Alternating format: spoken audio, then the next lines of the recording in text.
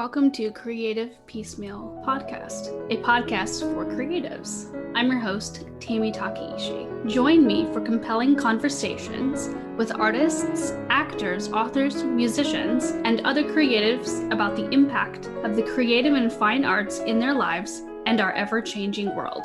Thank you for listening.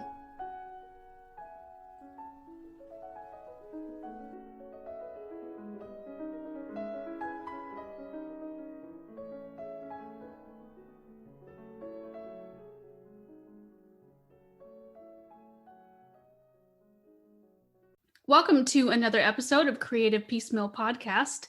We are celebrating music here in the month of March, and I'm so very excited to have composer and Shakuhatchi soloist Shawn Head. Shawn Head has an active career as a Shakuhatchi soloist, along with being a composer and educator. He studied at the prestigious Cleveland Institute of Music and became the youngest non-Japanese Shakuhatchi master at 23. Head emphasizes the possibilities and coherence between Eastern and Western ideas, mixing the aesthetics and sensibilities of Japanese music with a Western musical framework. In 2019, he received the distinct honor of becoming an OSS Tai Shogun for his work in traditional Japanese music. He has toured worldwide and collaborated with various artists, including members of the Houston Symphony, Susanna Campbell of Shoso duo, and the Westheimer String Quartet. Head currently performs on 8 flutes specifically crafted for him by revered flute maker Yozan Hikichi.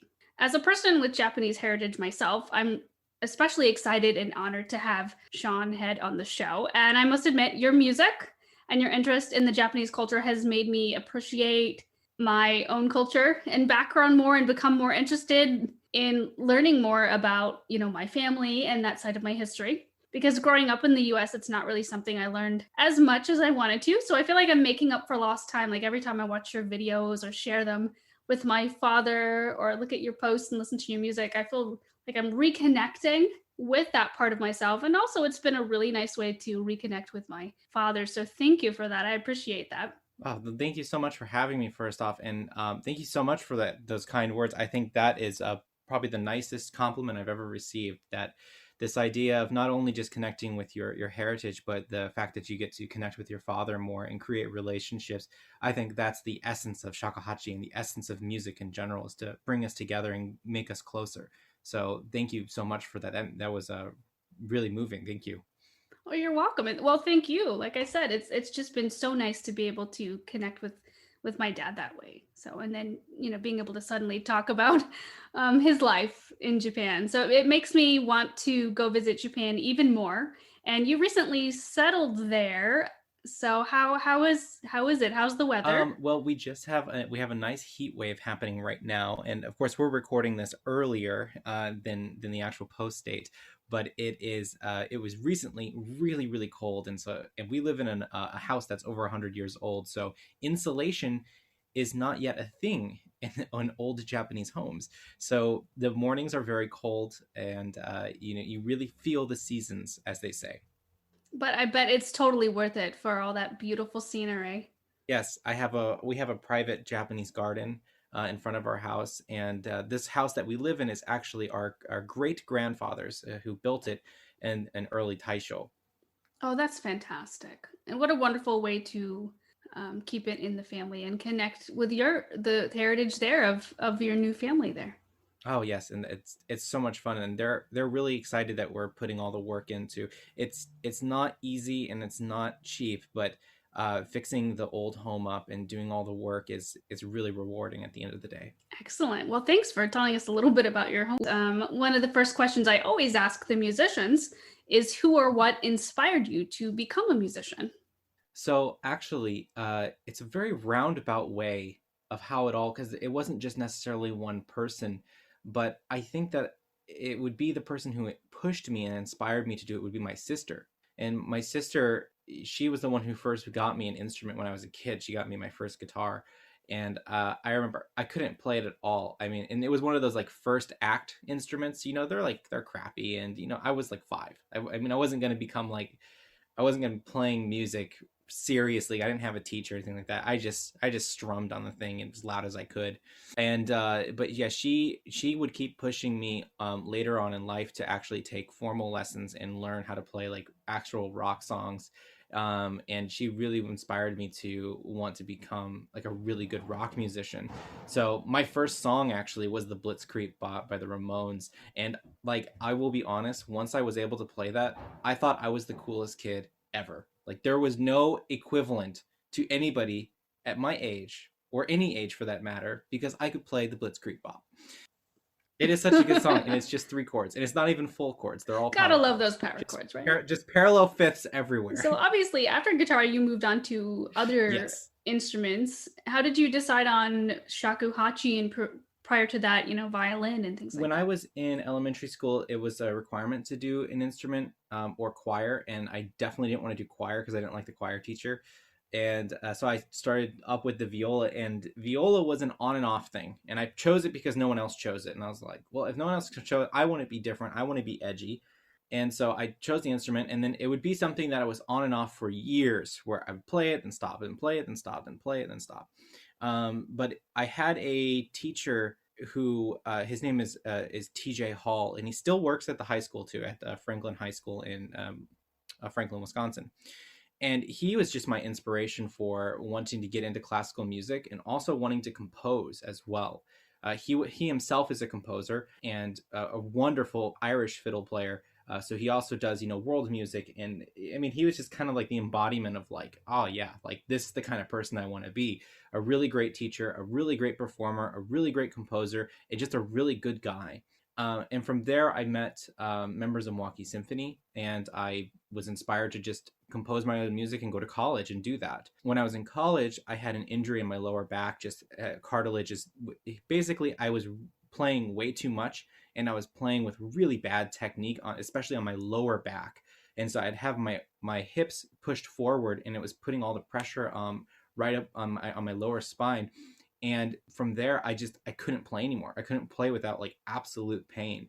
So I had to stop doing the viola, and I decided that I wanted to go to a conservatory. I wanted to be more in the conservatory environment. I wasn't good enough as a violist to make it in that area anyway. So I thought, I'll just do composition. That's more than enough for me. Well, ended up that wasn't true.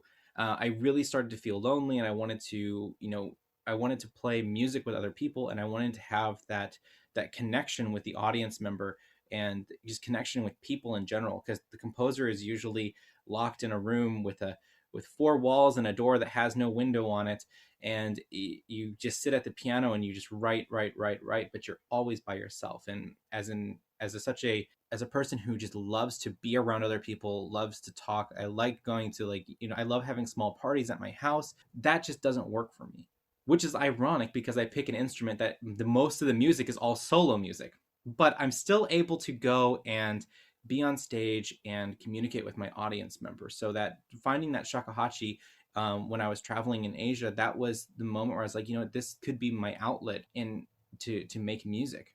It seems almost like it was a destiny, your journey, finding your way through the different avenues of music and what you wanted to do, and finding your way to the shakuhachi. Or maybe the shakuhachi found you. I definitely think that it was the shakuhachi chose me, because I didn't want to be a professional shakuhachi player. That wasn't like my thought process. I was like, I'm just going to use this as my kind of fun thing to do on the side, and it's going to learning all this music's going to inspire me to write more.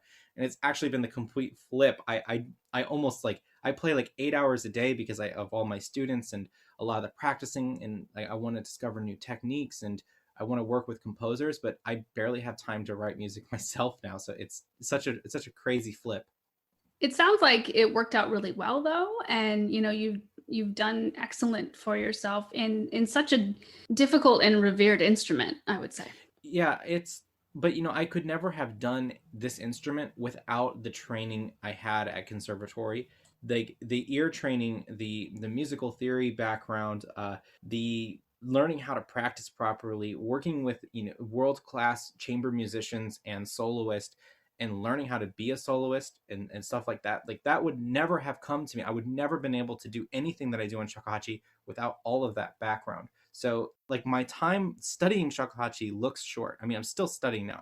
That's a constant thing. But until becoming like that shihan, becoming that master, that time frame may look very short for a lot of people. But what they don't see is that I've been studying music since I was like 10 years old, and learning how to play, how to count rhythms, how to hear music, how to analyze, how to practice yourself, and how to work with other, all of those things I've had over a decade of experience doing, and at the highest level with doing it at the Cleveland Institute of Music. So all of those things combined helped me become a shakuhachi player. If I think that if I would have if I started with shakuhachi, I think I'd be a lot worse of a player, and I don't think I would be anywhere near as confident with the instrument, or as inventive with it. That's understandable. As a person who's played multiple instruments myself, once you have that foundation, once you have that music degree with high caliber training, it makes it so much easier to be able to pick up other instruments for sure. Mm-hmm, absolutely. But you still have to have a passion for it, like you can't just pick up an instrument and just assume it's going to go well, Yeah, that is very true. I mean, there's a lot of driving force behind the shakuhachi for me, and it's like, I mean, of course we have bad days with each other, and I want to throw it out the window, but it's there's always that love there that I can't ever put you aside, no matter what happens. That's how I feel when I discovered the ukulele. I mean, I grew up classically trained on piano and violin and cello, and then the ukulele comes along and it's like, oh, well, this is a happy little instrument, and I just adore it. Although your instrument is much harder to play. For sure. It is not easy, but it's also finding a really good instrument is also really hard to find. And violin players, it's getting it. Well, that is also like the price problem for violin, but also finding a good violin at an affordable price is very, very difficult. Incredibly so. I mean, it's your husband also plays cello, and that's no different either. I mean, oh my God, I've seen cellos that are $500,000, and just like I just can't believe that price. Yes, and then you talk about bows, and bows get into the hundreds of thousands as well. It's like, oh my gosh, that's a couple of houses you got right there in your hand. Yeah, I'm lucky that I just have to buy the shakuhachi. I don't need like a second piece that goes with it. So speaking of instruments, are there any other instruments that you would love to play? Like if you had all the time in the world, would you love to play and learn? Oh, that's such a good question. And I think that I would love to learn how to play the biwa. So the biwa is a 4-stringed lute-like instrument, and it has like these super high bridges on them where you can bend the note down up like a whole step, and sometimes even up a minor third. And they use it for a lot of music called like heikyoku, which is like music from the Heian period, and it's so cool. It's just and like there's singing involved with it. I love everything about it, and yeah, it's such a cool instrument. Is it in any way related to the air hoop? No, there's no bow. It actually uses a really large plectrum. And so like okay. there's multiple different types of biwa, and so there's like samatsu biwa. I hope I'm getting that right, the pronunciation. I messed this up. I did a video about introduction of biwa, and I messed up one of the types of it. But there's a specific type that has to do more with like the epics of samurai, and like tells their story. And so one of my favorite pieces is actually Nasu no Yoichi, who is really famous for apparently taking down an entire Mongolian ship with one arrow, or something like that, some dramatic samurai tale. But he was a really famous archer, and there's a piece about him where you play the biwa and you sing the song, and it's like you're interplaying. Like sometimes like the biwa is like showing like the battle scene, like it's so like crazy and like flamboyant, and then it slows down, and then it talks about like his life or what are the things he did or his successes and stuff. So it's really cool. That is very interesting. So it's like Japanese historical programmatic music. Yeah, absolutely. It's just like that. It's kind of like I don't know. It's not like an art song, but it's almost like an opera for one person. That is very neat. I'm gonna have to go look that up now. I'd never heard of that. It's something I definitely want to learn more about. It's hard. There's not a lot, like it's hard to learn anything about Japanese instruments in general because there's just not that much. Like there's a lot of surface level things, but when you go deeper, like if you want to look up a translation for what that song is about, not that I've like looked intensely, but I don't know of one off the top of my head, and not one that I could find and be like, ah, so that's what all the words are. Because it's also in it's in classical Japanese. So, I mean, most Japanese don't know classical Japanese, or like they don't remember, or they're not very good at it because they only do so much of it in high school. So it's not like a one that people go, oh yeah, like I can speak Shakespearean. It is so interesting how how language evolves too. Yeah, it's very, very interesting actually, because when you look at Japanese language in like the Edo period, it's completely different. Like it looks like a different language. I noticed that you're also learning to write in Japanese and do various painting, which I think is just so beautiful. Are those things that you're learning, are they inspiring your music making and your teaching, or would you, or how does that relationship work for you? You know, so I'm learning a couple things actually. So I'm learning shodo, which is Japanese calligraphy with brush, and then I'm also learning shomyo, which is Japanese liturgical chanting, the Buddhist chanting. Um, so, and the reason why is like I've studied shakuhachi with like some of the greatest players, and I've learned so much from them. And I'm starting to hit like a wall. Like there's only so much technique we can talk about, and there's only so much stuff where you go, yeah, if you do it, you can do it like this. And I go, yeah, I know. And I can also do it like this. And they go, oh, yeah, you can do it like that. Well, did you think about this? And I thought about that. And they said, did you think about this? And I go, I didn't think about that. But it's just kind of like that interplay of, just experimenting. And I was thinking, you know what, maybe I need to learn some other breath-based arts to help with inspiring and to, improve my shakuhachi playing. So through shodo, I'm learning a new vocabulary of words that are not in shakuhachi, or at least that are not used as often. Like I don't hear people talk about zanshin in shakuhachi, where zanshin is like the remainder of the soul. It's the first character is leftover, and the second character is kokoro, which is heart. And so that's kind of like the energy that's left over at the end of it, and then you return that back to your center, to the tanden, which is the point right below your navel, for focus of meditation. And I was like, you know what? That's a really good point. I'm going to start using that with my students, and I'm going to start thinking of that more often as I play. I'm definitely going to have to look. You're giving me so many things to look up, Shawn. It's like this sort of conversation that I'm having with you, it's just conversations that I've had with other people, and they'll tell me something and I go, wow, that's really cool, I'm gonna look that up. And then I have such an obsessive personality where once I find something that's cool, I just like YouTube everything. I start like searching the internet and I go, oh, there's a journal article about this, I'm gonna read that. And then at one point I'm just like, you know what, I'm learning all this stuff about it. I get, there's just like everything in the world. So this person says one thing, this person says another thing, this person says another thing, and there's just so much conflicting information in the calligraphy world. I'm just going to go find a teacher and I'm going to go study with them.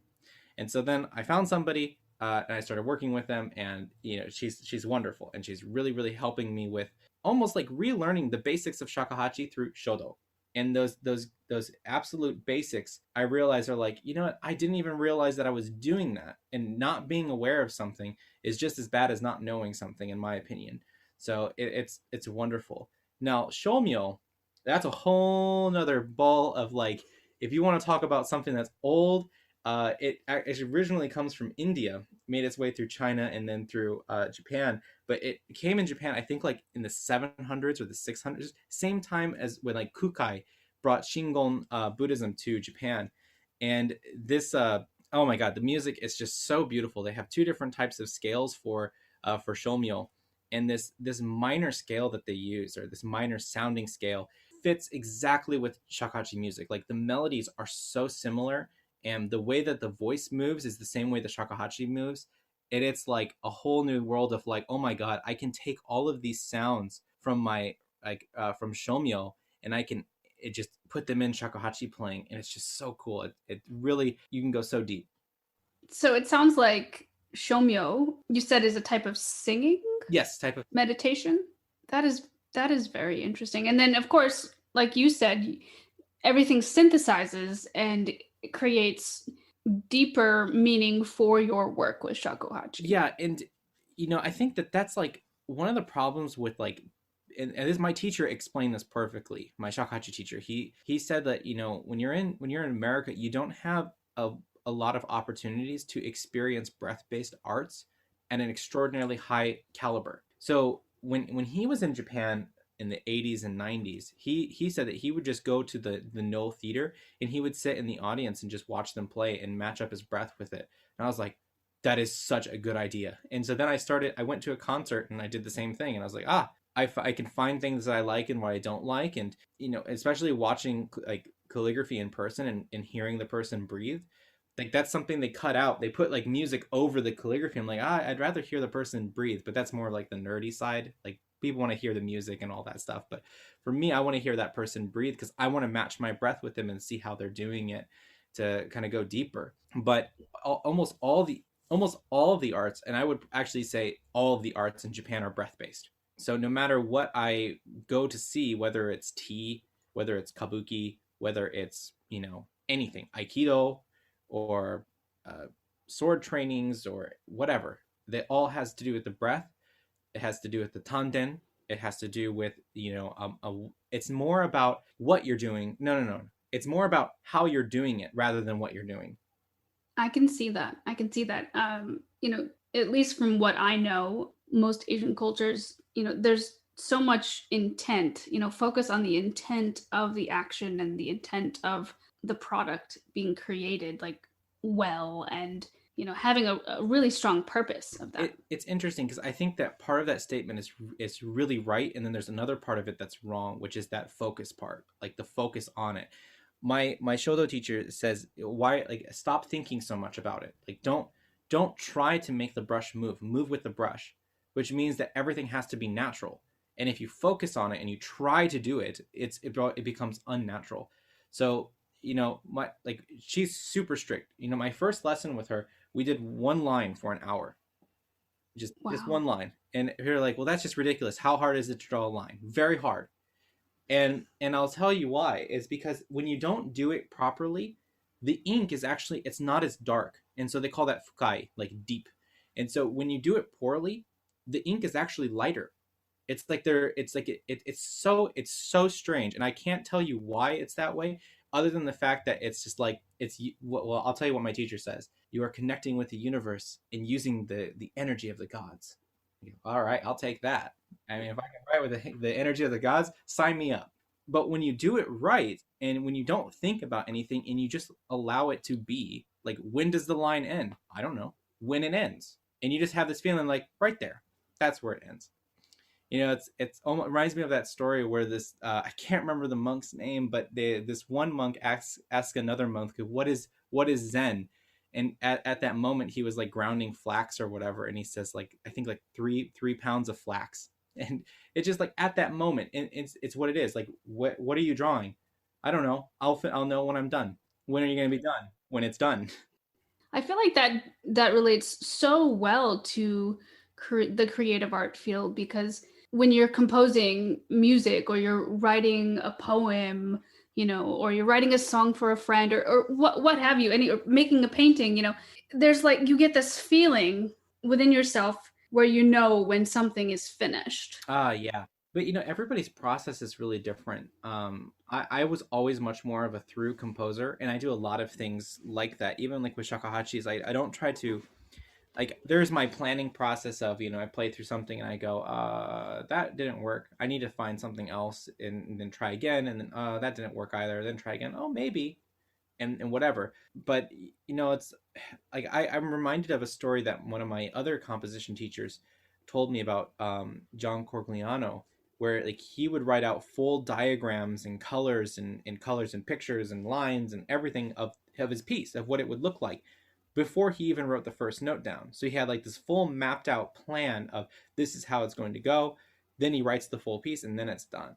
Whereas like for somebody else, they would just sit down and they just go, all right, here's the beginning. Right. Okay, it's done. Not changing it. And then of course there's people that are in between. So it's all over the place with that. But I think that's why I like the shodo so much, is that there is no correcting. You can't go back and fix anything, because if you do, you can see how the ink changes, and you can see the stroke in the ink. unlike where in Western, what is that, oil painting, on oil and canvas, you can, do it again and again and again, and you have to, because like there's multiple layers of the ink, and then it takes like 3 months to dry, for one of those paintings. Shodo is dried in 50 seconds. It captures that moment, and just that moment alone. And I'm also then immediately reminded of one of the things that my teacher said about his shakuhachi recordings, is that he says, I don't go back and edit anything. I don't do multiple takes. I just perform it once for the CD. And then if there's mistakes in it, that's part of the piece. That's my energy in the piece. And I go, God, I wish I had that confidence. Yeah, wow. You would not hear very many musicians at all do that. Yeah, especially not today. But I mean, like there's a back in the day when you would hear like the great pianist, I think, was it Richter, or Horowitz, like plays wrong notes, but the phrase is so immaculate. Why would you delete that? Why would you try to redo it? Did you hear the phrase? Do you hear how beautiful that music was? Keep it. Mm-hmm. It's very similar, like in music therapy, when we're doing music, whether it's recreating music or composing music. It's not about the performance. It's not about the mistakes. It's about the act of music making and the healing and the journey that you're going on. And you're not thinking about, you're going to edit this out later, because it's not about that. It's about the journey of making the music and doing the music. So that reminds me a lot of what you were talking about, that story of the musician who just does the one take, because it's true. It's your energy and what's happening in that moment. My good friend, who's a wonderful violinist and educator, he told me a story about this young kid who was back in like the 60s, who was this violin virtuosi, like one of the best who have ever lived, and it died very young too. And he was doing a recording of the Tchaikovsky's violin concerto, and in the piece he had one note that was off, just one note that was a little bit off, and the recording engineer said, I can fix that. And when he tried to fix it, the tape caught on fire and everything was destroyed. And then he apparently died the next week or something like that. So it's like, also like, don't mess with it. Like, don't mess with things that, and then actually, interestingly enough, I told that story to another Japanese musician friend of mine, Kyle Abbott, who I just helped do a CD with him. And he was telling me the same thing happened with a shamisen player that he loves. He plays shamisen, and he said they were going to listen to this recording that has never been, it never digitized. It was like one of the only last copies of this amazing player, and there's so few recordings of him. This was like a full CD or something like that, or on tape. They knew that once they played it, it was going to be the last time that it worked. And then literally the next day, like a fire broke out and all those things were destroyed too. So it's just like, some things are just not meant to be heard. And apparently when they were playing it, the guy who owned it was just like talking the entire time, like, listen to him play, listen to this, it's amazing. He's like, dude, I want to hear it myself. Wow, that is amazing. That is amazing. Some sort of energy in the world, right? Yeah, absolutely. And God, must have been an amazing track too. Definitely. So in talking about things that inspire you and what you find beautiful in life, can you, in your own words, tell me what does living a creative life mean to you? Oh, being willing to take risk, and then, living with the mistakes and everything like that. Like, I think I'm reminded of a story that a good friend of mine told about the Buddhist wrestler who had it's a very famous parable, I believe. And this Buddhist wrestler had a diamond in his head, like right here, and it was all like right in the middle of his forehead. And he was a famous wrestler. No one could ever beat him, and just for years and years, just won and undefeated. Then one day, a guy came in, just completely destroyed him, and he got thrown into the mud, and the mud got over the diamond, and he just felt like, oh, I'm the worst person in the world. I'm worthless. There's nothing I can do right. I feel like a huge failure. That one mistake is the end of me. And he went home and just sat in his own like pity and whatever. Then the Buddha came and wiped off the dirt from the wrestler's head to reveal the diamond was still there. And that's the parable of the story, is that no matter what happens, nothing in this life will take away your essence, like your spiritual power. And that's the I think one that a lot of artists have to we have to deal with. A lot of us make mistakes, a lot of us do the wrong thing or say the wrong thing or write the wrong piece, or we have a failure, we don't give a good concert, something happens. Two collaborating musicians get into a fight and then they break up and then they're never working again together. So many things can happen, but the part of it is how are you going to prevail from it? Are you going to let that end your career and make you stop, or are you going to learn from that and you're going to just do the best you can to make art and to keep continuing to inspire people? Because even though that one thing can happen, I think every artist needs to realize that they are inspiring somebody, and even if it's just that one person, that's great. And I think there's, even for people who are just starting out and their only fan is their mom, like, you're inspiring your mom and your mom is so happy and proud of you. Keep going, because before you know it, one person's going to come up, and that one person who becomes your fan is going to tell two people, and now you have three fans, and then it builds and builds and builds, and before you know it, you have a really successful career. Fans will come and go, things are going to go up and down, life sucks, but life is what you put into it. If you're going to make it miserable and you're going to make it awful, it's going to be awful. But living a creative life is willing to take the risk to expose yourself to a lot more of that negative energy, because that's what taking risk is. Right. And a lot of musicians really struggle with the ups and downs of confidence, whether it's stage fright or just being bummed about maybe not having a good performance one night, or even the competition among musicians, and how it is so difficult to make it as a professional. Yeah, and I'm one of them. It's a huge struggle. I mean, it's not easy. We want to hold on to our like in the Buddhist teaching is to not hold on to things, like don't have attachment. And well, what does that mean? Like don't be attached to this idea of fame. Don't be attached to this idea of relationships and things like that, because they're gonna go. Everything ends and everything, whatever. And it's a really hard lesson. It's easier said than done, because every single time like if I feel like one of my musician colleagues are mad at me, I just go like, oh my god, I really feel it, and I feel it awful and terrible, and it really bothers me. And like the first thing I'm gonna do is like, oh, how can I fix this and mend it? And it's like, well, first off, just stop doing everything. Just focus on you. You can't fix other people. You can't fix the problems in the world if you yourself aren't like there. And a lot of times, like, I'm a nervous wreck, like every single day, like trying to I want to play this piece better. I want to get better at calligraphy. I want to understand more. And it's like, I also forget, like, dude, you're 27. You've got time to do these things. You don't have to freak out every single time you don't know something or you feel like you're not understanding. And I have like these ups and downs of like, just when I think I really understand an aesthetic idea of Japanese culture, something like a monkey wrench gets thrown in, and I go like, oh my god, I know nothing. And then it goes up and like, oh well, now I understand it. And then it goes down like, oh, I know nothing. And it's just like there's so many different perspectives on one thing too, that even one idea, it just means different things for so many people. Would you say that you're motivated by learning more about the culture, or does it seem almost like a challenge to have to overcome? That's a really good question.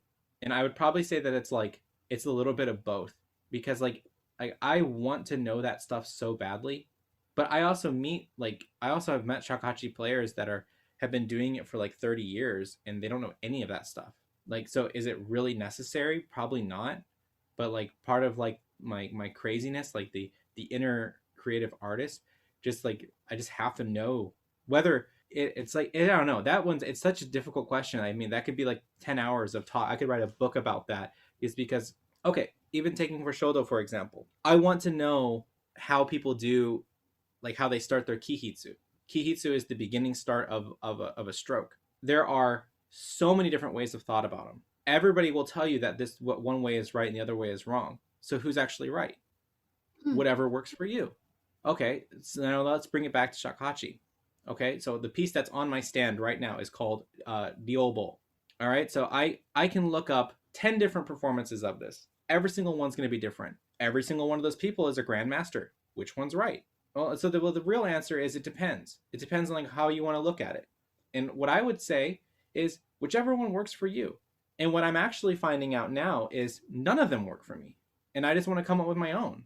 Like I don't care like how, you know, they play it in this sect or in that sect, or if this person's out of the sectarian way of playing and they just do it their own, well, it works great for them, but it's not what works great for me. And I think that's what my shodo teacher also embodies is, you know, she now, like in her 80s, she's like, I don't even paint characters anymore. I don't even do like calligraphy as an art like that. I do things beyond that. I don't even want to, I don't need a character to express it. I have to go beyond that. And I understand that. And so for me, maybe I look at the oboe and I go, you know what? I don't even need half of this piece. I only need the first 2 lines and the last 2 lines to express what I actually want to express. So then I've created my own version of the oboe that's not, you know, whatever. Or maybe I use half the piece or 75% of the piece. And I just say, I don't need to repeat these, like some of these things. I'm just going to take out this entire section of music because it's meaningless to me. And I'm going to replace it with an improvisation instead. Or maybe I'll just do an improvisation based off the oboe, and I'll be even more happy because I can actually express what I want to express. So I think that part is the hardest because especially in Japanese culture, it's such a way of doing things that's so important. Like keeping the tradition of how things were done previously is really important. But that's not me though. That's not my spirit. And there's a lot of other shakuhachi, very famous players who were like that too. And they played outside of the schools and they just did things the way that they wanted to do because it didn't fulfill what they wanted to say. And so I find myself in that sort of category where it's like, I don't really care if it's not what's traditional, if that sounds not traditional. What I'm taking a traditional piece and I'm updating it to making it fit my needs, which is I have something I want to say. People might ask, well, what are you trying to say? I don't know. I'll let you know once I've said it. And I feel like that's really a core of art. It's taking the tools, taking the resources, and then creating something that's pure and true to you, the person as an artist, and what you want to say. Yeah. Just like when someone writes a book, they take all the words of their language they want to write in, and they write something new. It's not like they're copying off of anyone else. They're just writing something new using the same tools. You know, you're taking shakuhachi and you're taking maybe these pieces and maybe you're doing variations and improvisations and you're still being true to it, but you're also being true to yourself by creating something new. But I can completely understand, you know, like it's a journey and it really is, you know, I can't sum it up much more than that, you know? Yeah. Well, also, you know, what I'm also thinking about now is that like I could listen back to this podcast that we're creating like 15 years from now and be like, wow, I absolutely knew nothing. I was a complete idiot then. Who thinks like that? Or I could look back and be like, wow, I wish I could return to that, be more like that, or, you know, anything. But it's like, I always wondered about like, I've seen so many musicians who are just so certain about, and I'm talking like older musicians and younger musicians, they're so certain about how they do things and the way that they do things. And like I've heard recordings where they play the same way for 30 years. And I go like, how do they know like that's the way they want to express it? Like, how did they find that? Or maybe that is bad or something like that. Maybe it's not the right way. But like for me, like I'm just like constantly like, what am I doing? I don't even know what I'm trying to say. And then sometimes like I'll get a really good performance of something and I go, how did I do that? Like I don't even know what happened. Like it's like outer body experience. I played it and then the piece was over and I was like, huh, I guess that was okay. I listen back and I go, whoa, that was interesting. How did I do that? I don't remember doing anything. And I think it's the same thing with like composition too. Like I don't remember how I wrote a really good piece. And then it stresses me out because I'm like, oh, I want to write that piece again. And that never works. And anytime I ever want to recreate a performance, oh my God, it's like the worst thing ever. Oh yeah. So, you know, oh my God, I have a tragic story. Tragic. It was I had one of my students here he was doing shugyo with me. He came here and did a bread and breakfast and was studying shakuhachi. And you know, we were playing shakuhachi 5 hours, you know, a day, and then we go walk around and come back and play some more. And at dinner on the last night, I felt inspired to just play him a piece. And so I played him a piece called Daha, which means the beating waves. And I have told this story now to like, I think like 10 different people because I'm still very upset about it. And I played this piece Daha, and it was by far the most amazing performance of Daha I've ever done. And I felt afterwards, I was like, I'm the shit. That was so good. Then I was like, I cannot wait to record this piece tomorrow. It's gonna be the best thing I've ever done. Not even close. Not even half of what it was. And then I asked my student, I was like, okay, listen to my performance of Daha on YouTube. And do you remember the one on that I gave you at the dinner one night? He goes, the one at dinner was so much better. Doesn't even compare to this. And it's just like that moment in history. It's just a memory. It's just the memory of that, like one amazing moment. But it was what I think that I did there was I just let it all go. I just took the energy that was at that moment. You know, we had a long day of shakuhachi playing. We were in really high spirits. We had really good sushi, you know, a couple nice bottles of sake, and everything was just set perfectly. There's no cameras, there's no mics, there's just myself, my wife, and my student play the piece. Incredible performance, and that's it. The moment's done. The moment's over. And that being recreated will never happen. And trying to recreate that is just a waste of time.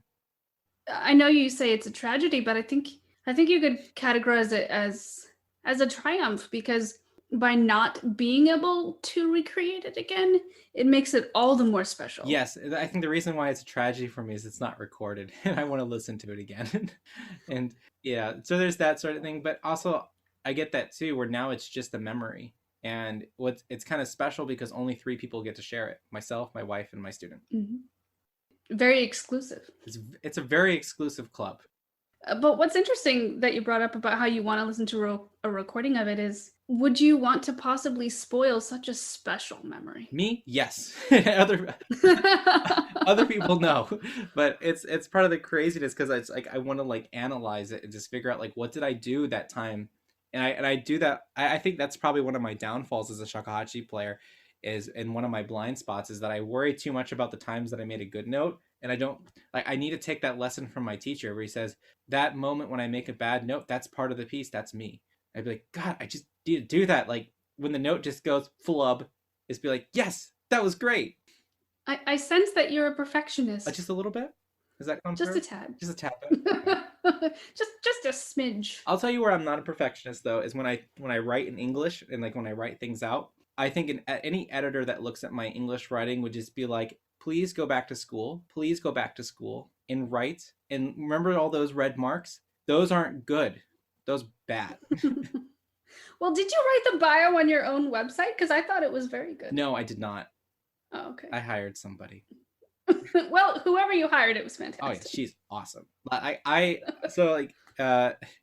So when I asked her to write that for me, she's a technical writer for doctors. So even like doctors, they don't write their own things all the time. They hire somebody else to do that stuff for them. So it's, you know, my job is to play music and to write music. Her job is to write words. And so I don't have to wear every single hat, you know, to do those things. I already have to do my own video editing, audio editing, YouTube management, social media production. Then I have to manage my own finances, be my own accountant, find out, like, I have enough jobs already. And then on top of that, so I don't mind, you know, paying somebody some money, take the tax deduction and say, please make me look better and not like a dum-dum.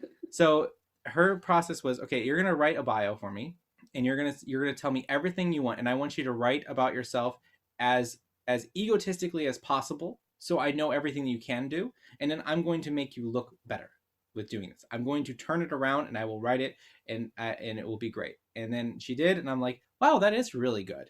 No, she's a very good writer. Yeah, I did that. I've actually done that a lot before. And I remember actually I did that for one of my concert programs where I wanted somebody to write all of the notes about my piece. Where, like, okay, I told them about it. Like, I would talk to the writer and say, this is what the piece is about, and then they would say, oh, okay. They took notes, and then they'd write it, and they'd say, okay, how is this? And I go, okay, that's correct, that's right, but I don't like this word, and we'd work on it and change it. But like, writing is an art in itself, and you know, that's a whole nother thing that I'm not so good. I'm a much better speaker than I am a writer. You are an eloquent speaker and a very interesting storyteller as well. I like stories. Me too. That's another thing, part of that, what inspires my shakuhachi playing is sometimes I do have a narrative structure in pieces where I have like characters in mind, and they have names, and they go to places. Where are they going? What's the grass like there? How is the sun? Is it hot, or is it even there? Is it a cloudy day? How's the wind? What's the temperature outside? And that affects all of the things for shakuhachi, because I can make a cold note with a shimmery, glassy sound of the sun on the water. Or I can make a warm note that's overly humid, and it's just kind of like dragging your feet to try to get to the next place without, like, pouring sweat. And I want that experience to be in the note. As a person who's listened to some of your recordings, I feel like I can feel that. I feel like I can imagine that myself. Like, you do a very, very good job. Thank you. Thank you very much. Do you have a favorite piece of all time to play on shakuhachi, or does it just sort of depend on your mood? I used to hate this answer because every time somebody gave me an answer, I'd be like, such a cop-out, man. It's the piece I'm working on at any given moment. I hate that answer. It makes me sick that I even said that. But if it's true, like, I feel less of a musician. Like, that was such an easy answer. It's like, dude, come on, man. You can do better than that. But the answer's no. I just like what I'm working on. It's what I'm focusing on. I don't think about like everything else. I will say that the piece that I really work on a lot is called Honshirabe, and it's one of the first pieces that you learn in like for traditional Japanese music tradition. In my school, like in my studio, in my teacher's studio, it was one of the first pieces that in his book about traditional music. And when I first started shakuhachi, it was the first piece that I learned too. And it's interesting because I like reading CD liner notes too. It's a great place to get information about history of different pieces. And also I found out a really bad place to get information about pieces too, because there's a lot of stuff that's right and there's a lot of stuff that's really wrong. And I wish I would have known that before. But the piece that this one, it's said to be about 400 years old, and it comes from the Hamamatsu region of Japan, which is in Shizuoka, which is just down the street from me, actually, just like I think 3 or 4 hours by train. The thing is that they said that the wandering monks, the komuso of Japan, would play this piece every single day. Like, that was a daily practice piece. Kind of like Bach. Yeah, kind of like Bach, right? And I go around to different temples and locations and shrines, and I do shugyo, which is aesthetic training. You wear kimono, you wear your proper shoes and tabi, and the full thing. You bring your shakuhachi with you, and as you're going to different places, you play shakuhachi. And now there's pieces that are designed for certain things and whatever, but there's no like set rule of how to do shugyo, or anyways, it's you create your own. And not like we have writings of how komuso, these monks, did the shugyo anyways, or at least I haven't seen it. And so I use that piece, and like I'll go to a place and I'll just play Honshirabe, and then I'll walk 15 minutes, hike up a small mountain, and then get to the next shrine and I'll play Honshirabe, and then I'll go to another place and then play Honshirabe, and then by the end, like, I've played 50 Honshirabes that day for 5 hours, and I played it differently every single time. And then sometimes I'm like, wow, I added something because I was just so exhausted and I couldn't think. Or like at that time I completely skipped a line. And it's just interesting of like how the piece transforms, or how I do different things that weren't there before, and it gives me ideas for for music. Or one thing I noticed is that when you walk and you play flute, you get this bounce. And so like, and my friend who I do the shugyo with, he was saying like, yeah, I think it would be really interesting if you added that bounce in your piece. Like, if you played a piece that was about takahatsu, about begging, and you're walking, you have the bounce. You should add that bounce in the piece. And I was like, oh my God, that's a really good idea. So in these pieces that don't have bounce written in them, but they're pieces that are begging pieces, I added it. And I was like, wow, that really changes it a lot. And I kind of like it. And then it kind of like became to love, to now where I do it too much. So, but it's just like that kind of experiment of doing it. I would say that Honshirabe would probably be that piece of like my favorite, because I've discovered so much in it, and it continues to teach me. And music seems to have that effect on us as musicians. It could be the simplest piece in the world, and you will always learn something. Yes. I can't remember which musician said it, but I think I'll have to look it up because I'm terribly curious. But there's this string player, I think, that said he plays something different every time, and why wouldn't he? I don't know. I'll have to look it up because it reminded me of what you were saying. Your interpretation's different. Maybe because it's the end of the day versus the beginning of the day when you were like hopped up on coffee or something, and maybe you took the tempo a little quicker at the beginning of the day, and then the tempo slowed as the day wore on, or maybe your hand got tired and sounded different, but it's all part of the message, part of the energy of that piece in that moment, and you in that moment. Very honest revelation. Or your hands get really, really cold, because we went out doing shugyo in -4 degrees Celsius, and so it's like 20 degrees or something like that. It was really cold, and we hiked up a mountain, and when we got to the top of the mountain, like, your body's not cold because you're moving, and like, hiking for 4 hours straight, the blood gets moving and you stay warm. But when you get to the top of the mountain and then you realize that there's a cold icy wind that hits your face, that changes the piece, where it's like, all right, I'm gonna play this really fast so I can get out of here. It's cold. Yes. Does that affect your flute? The sound of the flute itself? The weather? Yeah, it flattens it. It flattens it a lot. Like, anytime it's really cold, and it's really hard to control the air because of the wind outside. So it's actually easier to play in the woods where there's not, a breeze. But yeah, it always depends. Also, like, you try to, like, it's not something you try to do nor like do, but I think inherently, like, when you hear like those other sounds of like nature, like you hear the waterfall in the distance, it makes you change the way you play.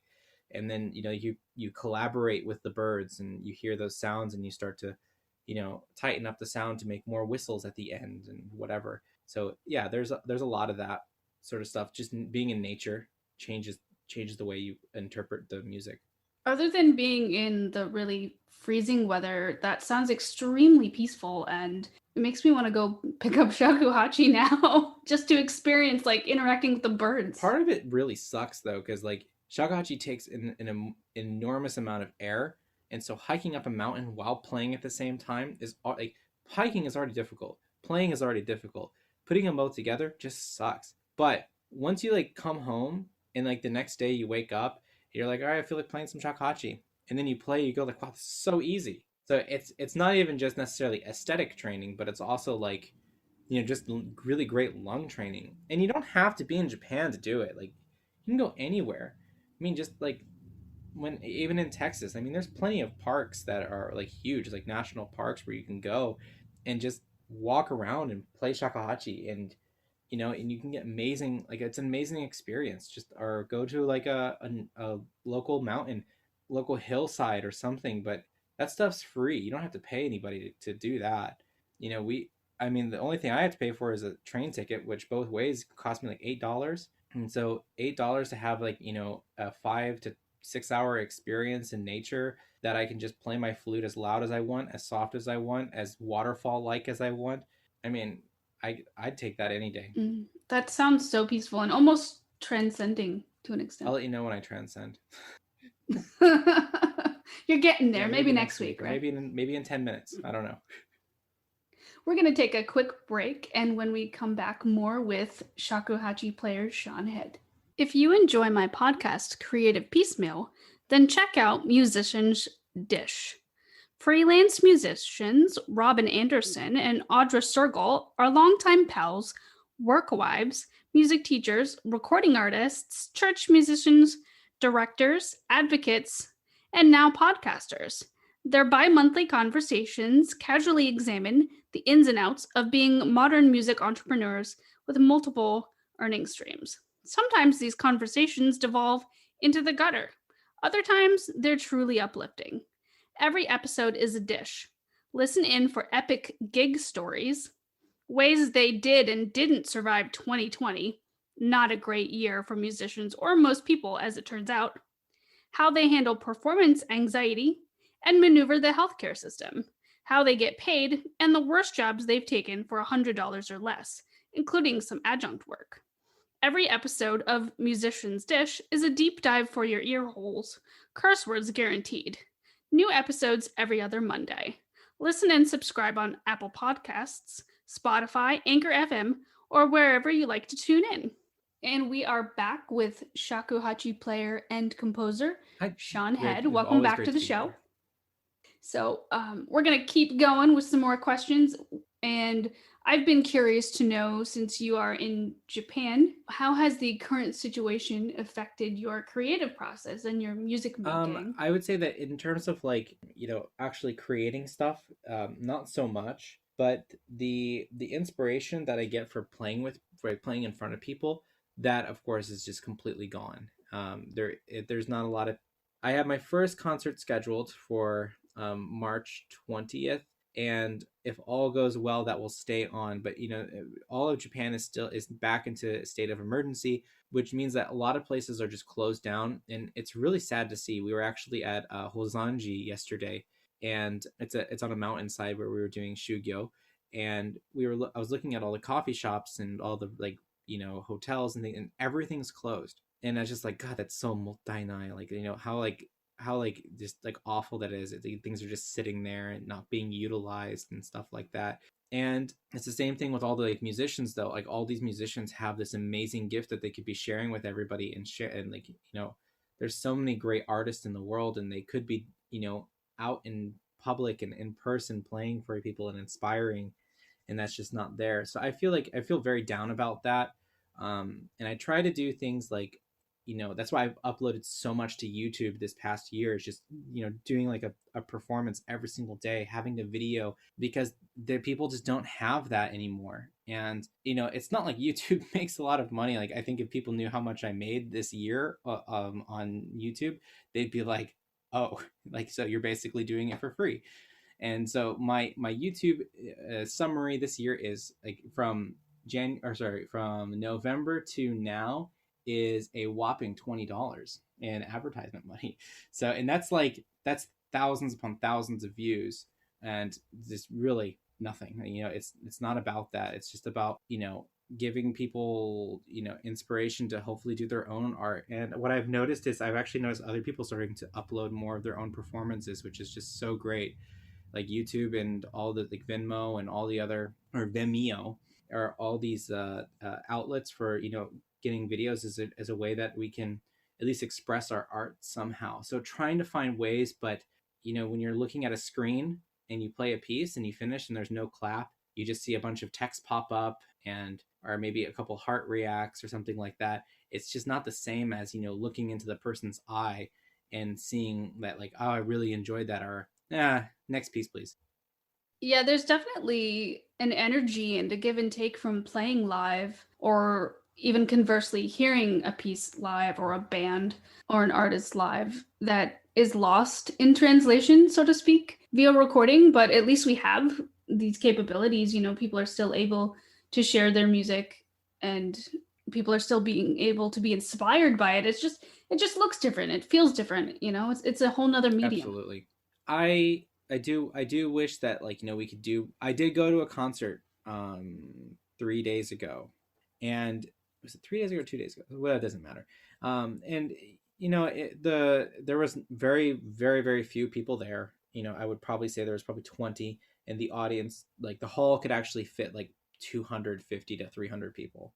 So tenth of capacity, and it's just the energy is different. People just don't feel like, people don't want to clap loud. They don't want to like say anything. Everybody's really quiet, and it's not like, that's not just like a Japanese thing. It's just like people just don't want, like, the corona, corona, corona, corona. That's all they're thinking about the entire time.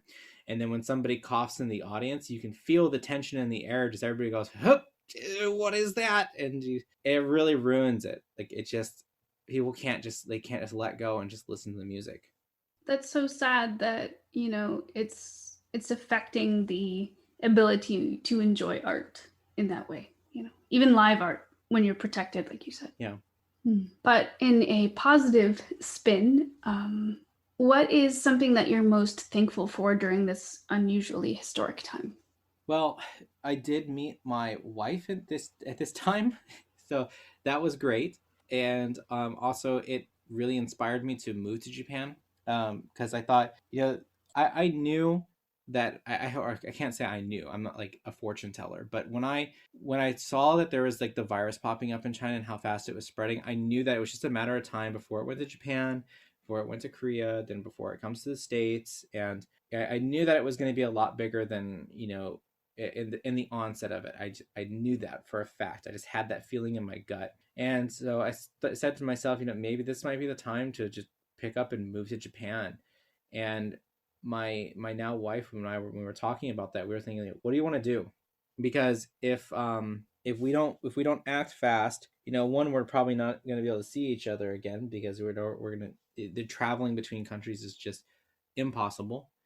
Or we can try to stay in America, but getting a visa for America, you have to go back to Japan, and they're not going to let you fly back here.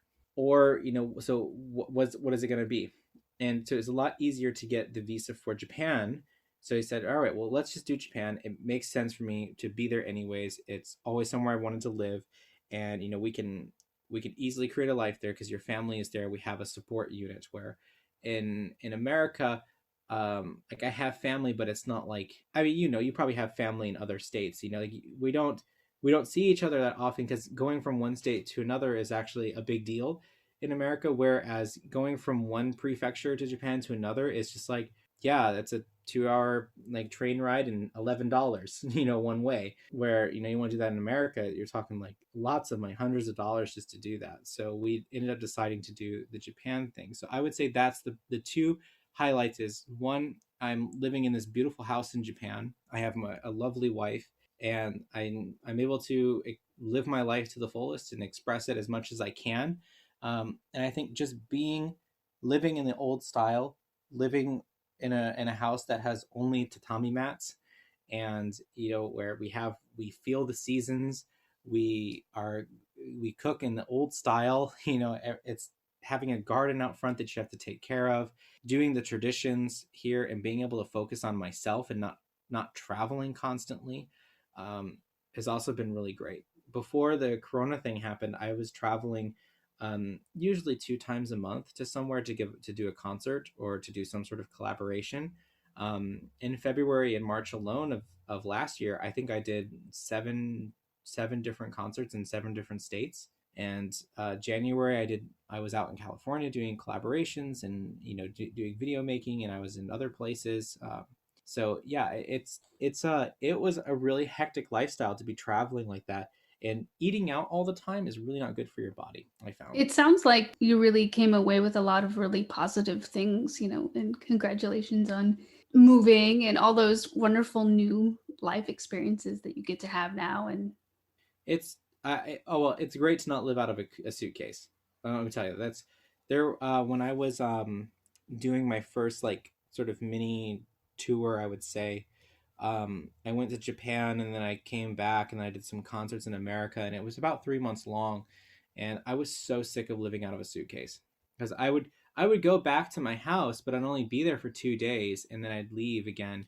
And like, it's not like I'm complaining like, oh my gosh, I have work and I'm playing music for a living, how awful is that? No, it's just like everything has its downside. And that was the one thing that really sucked, was just always out of a suitcase. And like, I just want to hang my clothes up and just being able to walk into the closet and grab it, not have to dig through a suitcase and repack it constantly. And sleeping in your own bed is actually became like something that was awesome. I remember when it was time for like, hey, let's go on vacation. Be like, yeah, where are we gonna go in Houston?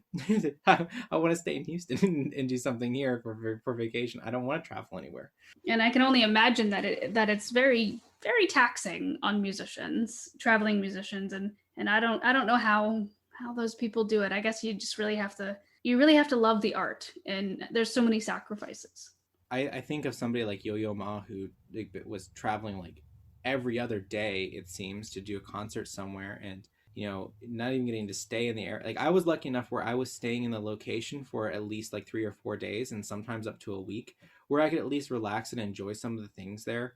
And to go out to eat and meet people that were at the university that I was doing the concert at, or I get to make friends with somebody and we get to hang out and have free time. But someone like that, they're just constantly on the move from one interview to the next interview to the concert. And so I'm glad like I didn't do that sort of thing. But I would say I've spent a lot of time waiting in airports. That must be so draining. There's only like, I'm not a big reader. Like, I don't like to necessarily read, which probably reflects why I am not a good writer. And I mean, I've read a lot of books and like journal articles and papers about like the things that I'm doing and studying, and there's only just so much you can do where you just go like, can I just watch Netflix? Yeah, yeah. Sometimes it's just important to give your brain a break like that, especially when you're on the road so much. But that's great to hear that you're stabilized, and you don't have to travel as much unless it's something that you really needed to do.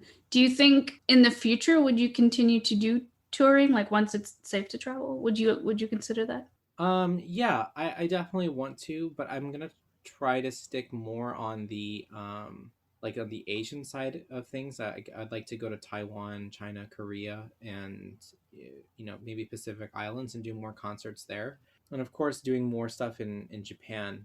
I really want the experience for like play. I've played a lot for Japanese audiences, but I'd like to do a lot more of it because it's a different type of environment to play for Japanese, but any culture, it's different. They come with their own. I wouldn't call it like we'll call it cultural baggage for the sake of the conversation, but it's not like a negative thing. It's just that it's different, and that different experience really helps put into like light how I interpret things and how I present myself and whatever. I've noticed that from a few concerts that I have gone to in Japan, where I'd probably say I've been to like maybe 20 or 30 concerts, and I noticed that a lot of the artists don't talk. It's usually somebody else who speaks. They have like an announcer who says like, all right, everybody, please set off your phones to the silent mode. Hi, 皆様こんにちは。足を運びにありがとうございます。携帯電話をマナーモードにしてお願いいたします。And then it's like always the same type of voice, same type of speech, and then they'll introduce the pieces and they just say the name, but they don't really go into detail about it. But it's written in the pamphlet so people can read. But I wondered like, what if I try to communicate and engage with my audience member more and do the things that I was doing in America, like telling stories. Like I don't talk so much like history and things like that on like in concerts. That's not my forte. What I do is I create a story and then I take people along that journey with me so they can experience the music how I experience it. So I'm wondering, what if I do that with people in Japan? How will that go over? Will people enjoy it? Will people be like, take it or leave, it doesn't matter. Some people like it, some people don't. It whatever. But it's just something I want to try. And you never know until you try. I think it would be interesting, especially since you said you came, you grew up in America, you come from a Western perspective, you go to a conservatory and it's a lot of the music as the Western perspective, history of Western music, is a very popular music history book. And so coming into another country, learning the culture, playing an instrument of that other culture, other than the one in which you're a native, it sounds like you're doing things to learn and grow and be respectful, but also put your own spin on it.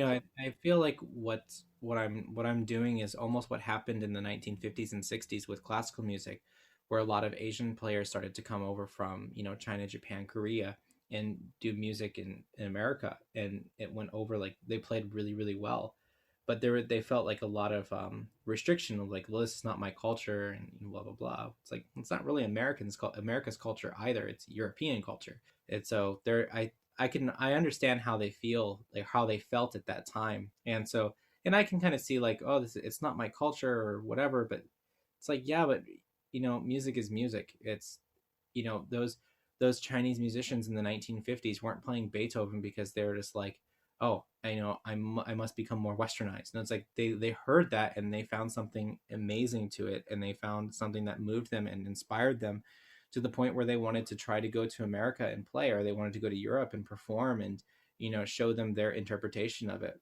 And so yeah, I think it's just a continuation of like how the arts can actually really connect us and shows everybody like in the world how human we are and how more similar we are than different. I completely agree.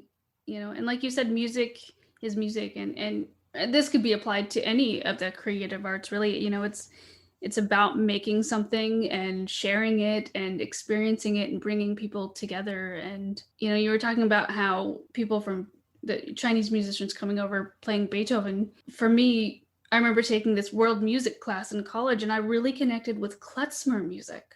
And I grew up, I'm a half Japanese, half European descent, raised in a Catholic household, but I absolutely loved klezmer music, which is from the Jewish culture. And for some reason, I connected with that kind of music. And I also connected with Celtic music. I don't think I have a lick of Irish in me at all. And it's just about what you connect with, what speaks to you. And it doesn't necessarily matter if it's from your native culture or even ethnicity. It's really about the art and that it touches you. Yeah. And that's what Shakuhatchi has always been for me. I just, there's no word, there's no action, there's no nothing that can describe like why. It's just the other thing too is just like, why is this the instrument that I'm good at? It's like, why was this the passion? Why was this the thing? Like I could have just kept doing viola and violin. I could just try to find a way to make my, heal the injury and, do like training and exercises. But why was I so readily willing to just say, well, viola is viola and whatever, that part of my life's over. Let's go to composition. It's all like, it's like there's more meaning behind it. And yeah, I love it. I just love it so much. And I think you feel the same way about like the things that you're doing. Like you just find this passion and driving force. And, I remember when people said they're just like, you want to do a what? It's like, I want to become a shakuhachi player. And I think I want to do this as a career. And they go, good luck. Thank you. And I'll tell you, I mean, the beginning was awful. I mean, when I first started in the professional world, I worked 4 jobs. I worked as a high school orchestra director. I was a violin private teacher. I was doing concerts and with orchestras, playing as a violinist and a violist, and then on the side, I was doing shakuhachi. And I barely had any concerts. I didn't have like, I was just like an absolute nobody. And there's like, what's a shakuhachi? Like, and why do I care? And I had to make that case for them. And so some people knew it, and some people have like heard of other players in the States and whatever. Like, and it's floated around, but it was a really hard sell, and it took a lot of work. And it was, I think, working with composers was probably like my saving grace, is just playing really hard music and just whatever they wrote. Just, I said, just write whatever you want, I'll play it. And just building relationship with those people, and just being sincere, just loving the instrument and just playing as much as I could. Then before I knew it, I didn't have to teach the high school job anymore. I could just do private lessons, and I had more concerts coming in, and I could write music again. And then I was really reluctant about taking shakuhachi students. That was something I was like, oh, I don't want to do that. I was so scared because I was just like, oh my god, I don't feel like I know anything. Like, what am I gonna teach them? And then I just finally broke down. My first student, I went up to Minnesota and I gave a concert, and he was like, just, I would love to take lessons with you. Please, please, I would love to take lessons. I'm very serious. I've always wanted to do this. I've been practicing and playing. I've been on and off with shakuhachi for 10 years with different students. And the way you talk about shakuhachi, I jive with that. I want to learn that. And I go, I don't even know what I'm doing, but okay.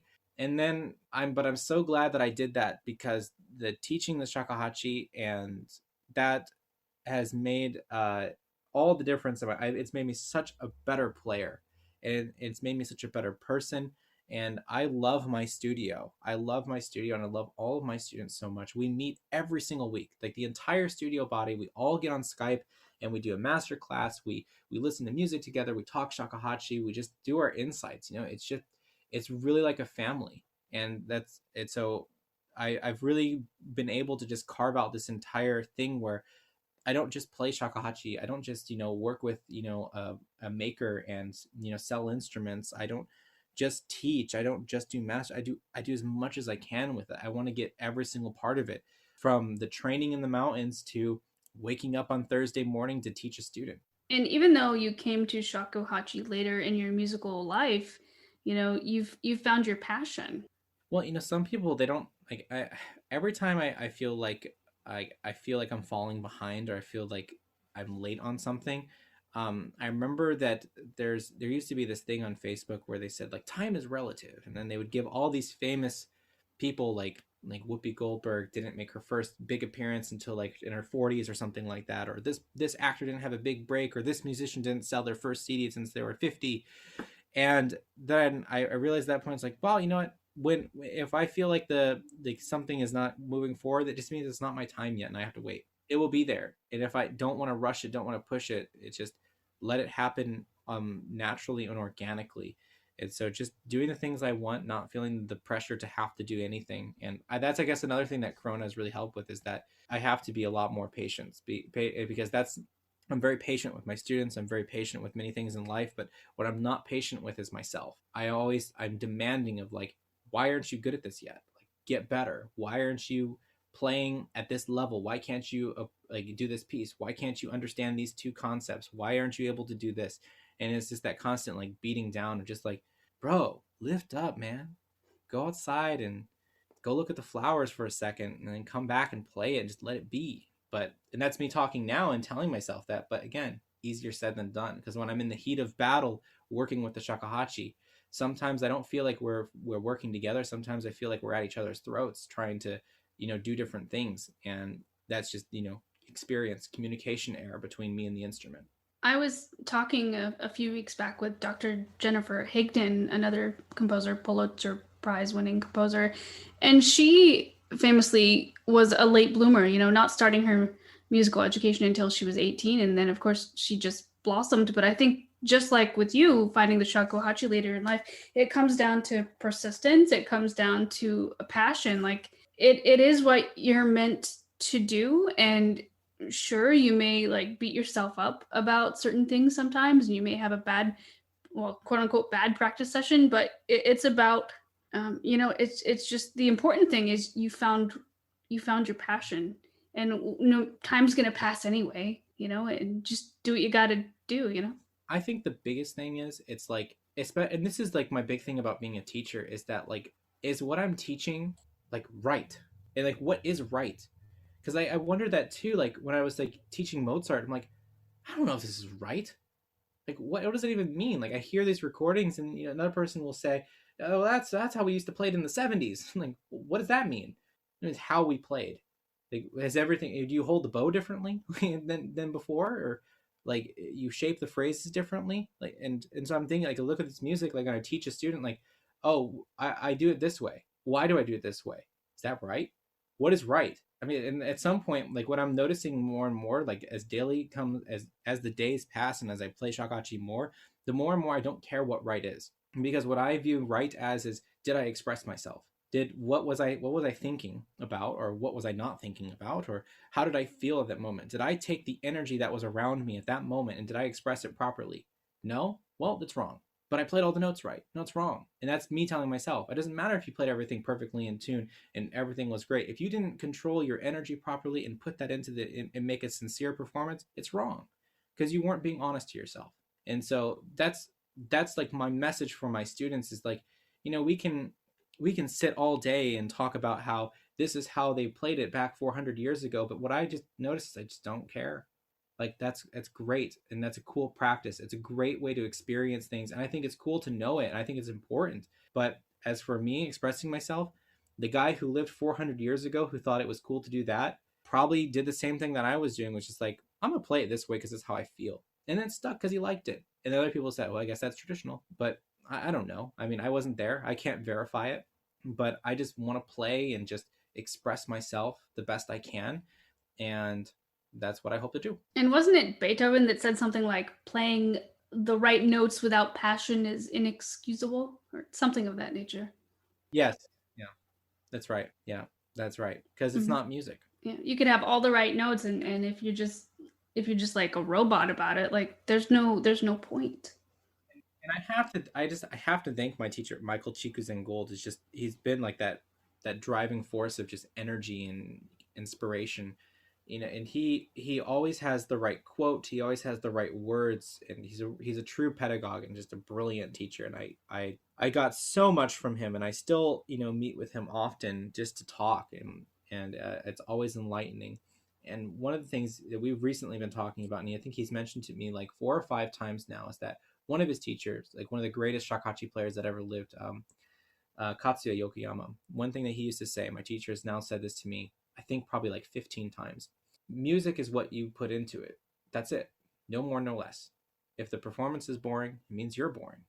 If the performance is exciting, it means you're exciting. And my teacher using that quote with me is perfect. It's exactly the answer I need every single time I'm feeling about something. And I need to like write that on like every wall and post-its and just put it there and there. It's like, music is what you put into it. That's it. I mean, I think we can sit and talk technique and pitch and all that kind of thing all day, but I think it's more about that, what you put into it. In one of his interviews with Yokoyama on, I have it actually somewhere on my computer, where he talks about like the most inspired performance he ever heard, which was just some guy playing a rendition of like a not so interesting piece, but it was played so sincerely. And he's like, that's the best performance of shakuhachi I've ever heard in my life. Just the old guy sitting at us in the back part of the shop that he owns, just tooting away in shakuhachi, but he just loves it so much. That's shakuhachi, is he put everything into it. That reminds me of back when I used to play cello, that I loved playing scales. And I know as a classical musician, you probably don't hear too many people say, I really love to play scales, but I just loved the sound of the cello and the instrument so much that even scales were just beautiful. And it really is. And like you said, it's about what you put into it. And I think that can be applied to so much, to life even, not just the arts, but to life. Life is what you put into it, and I think you get back from the universe what you put into it. I guess where I want to leave this is one of the books that I've read that really inspired me to view music differently was actually the book Zorba the Greek. And in the book Zorba the Greek, he is like the most, the commercial where he's like, he's the most interesting man in the world. That is Zorba the Greek. He's by far the most interesting person and the wisest person ever. It's fascinating to read that book. Mm-hmm. But he plays an instrument called the sirtaki, I think it's called. It's been a while since I've read it, but he doesn't have any, like, the guy doesn't have any money, but the way he taught, like, he's just a wandering like coal miner or something like that. But he's this free spirit guy, and when he talks about playing the music, that's it. Like, it's everything in there. It's just the realities of life, human existence, love, freedom, questions that are unanswered, that maybe they don't have an answer. But I think like the thing that what inspires me the most about, it's the santuri. That's what it is. Santuri is the instrument he plays. But I think here's the thing about Zorba, is that he accepts the world as it is, both natural and human world. And the way he talks about how how he learned the instrument and learning to play it and what it's like to him, it's so cool. It's that passion and like true passion and love for something that you get to experience when reading the book. So for those who have never read that book, I would say, read Zorba the Greek. It is and also the language is Victorian English. So it's very colorful and it's so moving. And I want to be like, I bet Zorba the Greek's music, when you listen to it, hits you right to the soul. Like, it's a punch to the gut with a warm hug. It's everything that you need in a performance. And that's what I want to be like that when I play music. I want to be like Zorba the Greek. And I think that's a fantastic sentiment to end on. But before we go, do you have any web resources or book resources to recommend to someone interested in starting to learn the shakuhachi? Yes. So I have my own channel on YouTube, but there's a lot of channels online, and there's a lot of people's websites that you can go to that are really great resources for learning about the shakuhachi. So my personal channel is Renzo Flutes on YouTube, and then where to start with those sort of resources? I mean, that's when I'd have to like compile a list of people. The first, that's a hard answer. Yeah, there's so many. There's too many, and in the scholarly research world, it's much different. And I'm not a part of that world, but there's a lot of resources online that you could dig into for the rest of your life when it comes to that. But as just starting with shakuhachi and you're wanting to learn how to play, I would say just take to YouTube, type in shakuhachi, and just listen. Sounds good. And can you tell me again, where can readers connect to you via social media? So I have my Facebook page, which is Shawn Head's Music, and then also on YouTube they can reach me there through comments and on the community board. Excellent. Well, Shawn, thank you so much for joining on Creative Piecemeal Podcast. This was definitely a very special episode, I think, for me personally, because of the topics that we discussed and the cultural aspects of that. And it has been an absolute delight having you on the show. Well, thank you so much. It was really a pleasure to be here and work out my ideas and try to figure out what I'm doing. But I love being here, and I keep up the great work with all the interviews. I love everything you're doing as well. Thank you so much. And listeners, you can again check the show notes for links to Shawn's websites and videos and YouTube's. And of course, don't forget to click and subscribe to Creative Piecemeal Podcast. Thanks and take care. Thanks for listening to the podcast. Like the show? Have a question? Stop by the Facebook and Instagram pages. Links are in the show notes, or search for Creative Piecemeal Podcast on social media and click follow for all the latest.